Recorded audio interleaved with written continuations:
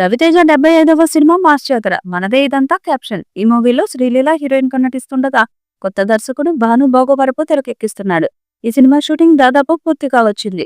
Post production work శరవేగంగా సాగుతుంది. ఇప్పటికే రిలీజ్ చేసిన ఈ మూవీ గ్లిమ్స్ సినిమాపై అంచనాలు పెంచగా తాజాగా ఫస్ట్ సాంగ్ ప్రోమో రిలీజ్ చేశారు. టూ మేరా లవర్ అంటూ సాగే ఈ పాటలో ఇడియట్ లోని చూపులతో గుచ్చి గుచ్చి బీట్ ను రీక్రియేట్ చేశారు. ఇడియట్ లో వచ్చే ఐకానిక్ స్టెప్ లను రవితేజ రీక్రియేట్ చేస్తూ వేశారు. ఇవి మాస్ రాజా ఫ్యాన్స్ కు కిక్ ఇచ్చేలా ఉన్నాయి. ఈ పూర్తి పాటను ఈ నెల 14న రిలీజ్ చేయనున్నట్లు అనౌన్స్ చేశారు.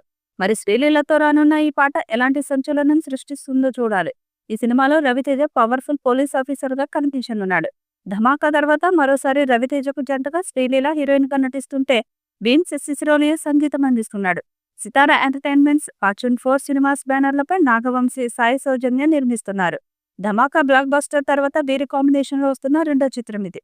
తాజాగా ఈ సినిమా నుంచి తుమ్ మేరా లవర్ అనే పాట రిలీజ్ చేశారు.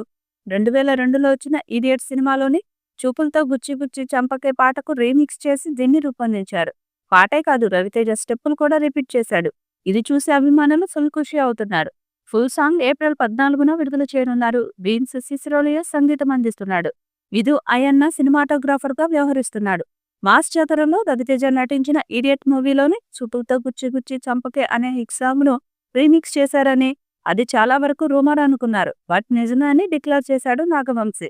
ఈ నెల 14న విడుదల కాబోతున్న ఈ సాంగ్ ప్రోమోను తాజాగా విడుదల చేశారు. ఈ ప్రోమోలో ఈడియట్ సాంగ్ రీమిక్స్ గురించిన వార్తను నిజమే అని చెప్పకనే చెప్పారు. పాట లేదు కానీ ఆ పాటలోని ఐకానిక్ ట్యూన్ ను మాత్రం ఈ ప్రోమోలో ఉంచారు.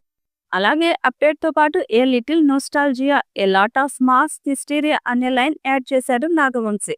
అంటే కేవలం ఈ ట్యూన్ మాత్రమే పాటలో ఉంటుందేమో, మిగతా లిరిక్స్ అన్ని కొత్తగా ఉంటాయని తేల్చేశాడు అనుకోవచ్చు. ఇక ఈ మూవీని మే 9న విడుదల చేస్తారు అని చెప్పారు. బట్ తాజాగా జూలై 27కు పోస్ట్ పోన్ చేశారనే టాక్ వినిపిస్తుంది. ఆ విషయంపై నాగవంశీ ఇప్పటి వరకు రియాక్ట్ కాలేదు. మొత్తంగా ఇడియట్ సాంగ్ అప్పట్లో యూత్ ను ఓ ఊపు ఊపేసింది. మరి ఇప్పటి యూత్ ను కూడా ఈ రీమిక్స్ ఊపేస్తుందా అనేది చూడాలి.